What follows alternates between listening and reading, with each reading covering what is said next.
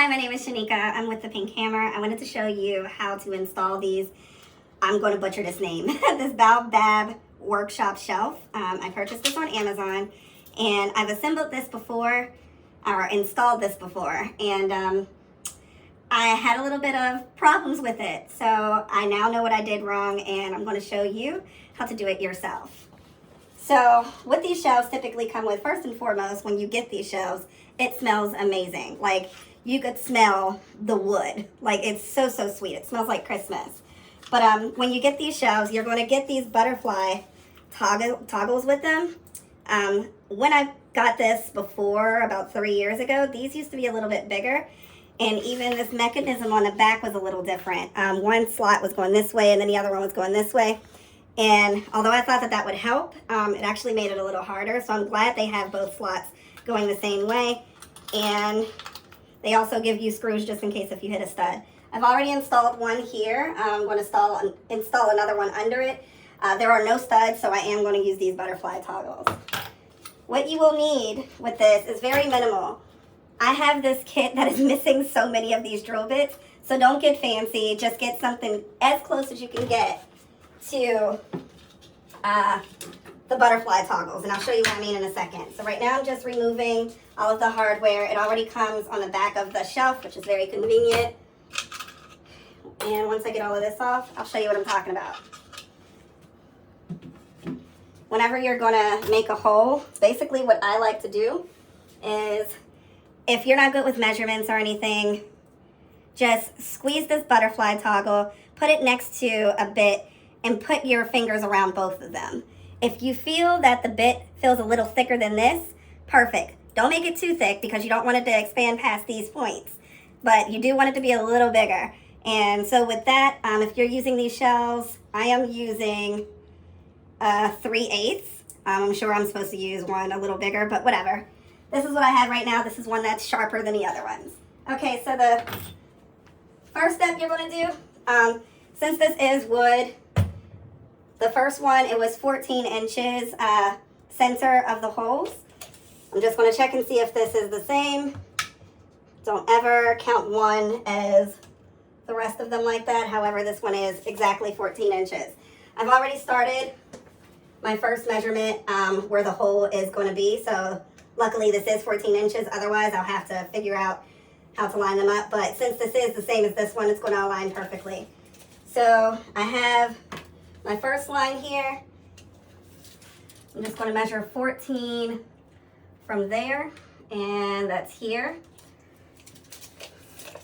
And let me see. I'm not going to have anything like too high on here, so I'm not concerned about it being too short. I think this is good. Yeah. So I'm about to put it, I don't know, let's say 8.5 inches down from the top. And what I'm going to do is I'm going to use this as my level. I'm actually going to take it down a little bit because I'm not mad at that height. But I'm going to use my level to help make sure everything is nice and straight.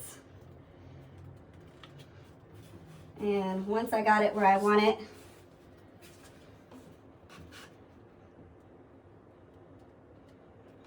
okay. I'm just going to draw the line this way and this way. All right, so that line is the indicator where I'm going to rest my brackets. The center part is where I want it to align with this rod here. So let's get these on here. Also, you want to make sure that the part with the screws are facing upwards. This is the top. Do not put it like this. It will sag. I'm just making sure that I am aligned, and just trace your areas here, and I'm going to carry it over because it's the same exact one.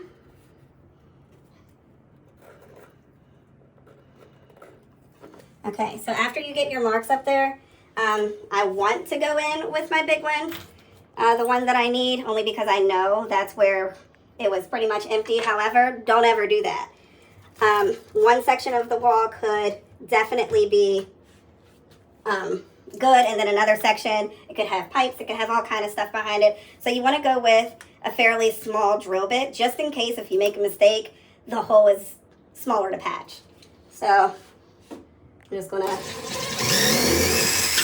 I didn't feel nothing there.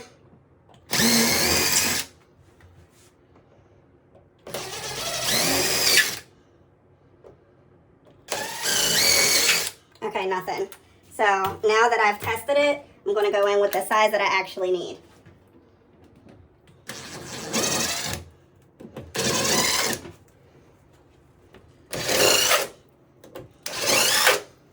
And in case you guys out there are wondering why I'm using such strong drill bits, I do this for a living.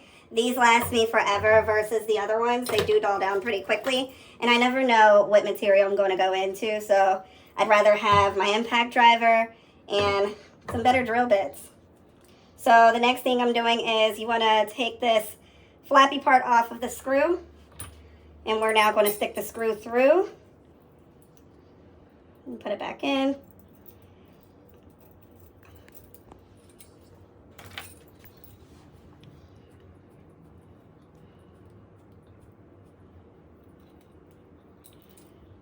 Do the same on the other side.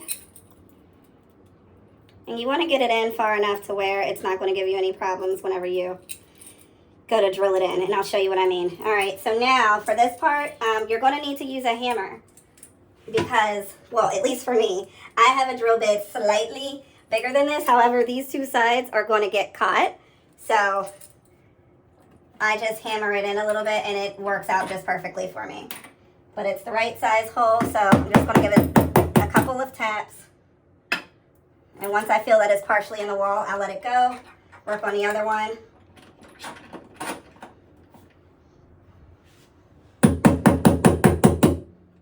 Okay, once in there, you just push them through. And you'll hear them open at the back. Now to secure them, you kind of want to pull towards you. Not too much, but give it a little bit of tug because there's nothing keeping these from doing that on the back. Okay, so a little bit more. And take it easy. You don't want to get your fingers caught back there. Okay, and then once they're tight enough, you should be able to do it more. Now, I'm not going to rest it here. I'm just getting it into position. And then that line that I made earlier, I'm just going to raise it up to that line down bottom, okay? That line is going to guarantee that this is straight. Okay, we got our toggle bolts through. We're just going to give them a little love tap through the wall.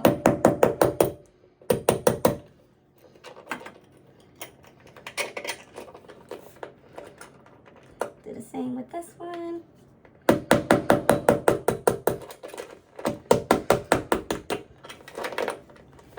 And when you put them through, you want to make sure you hear them open. So let's listen for that. Oh yeah, I heard it open. And lower it a little bit. Make sure we're on the line. Okay.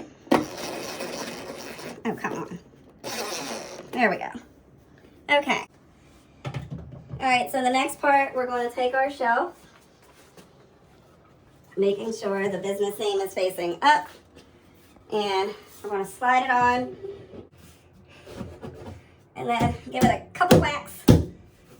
Make sure it's flat, and now we got our shelf. Yay!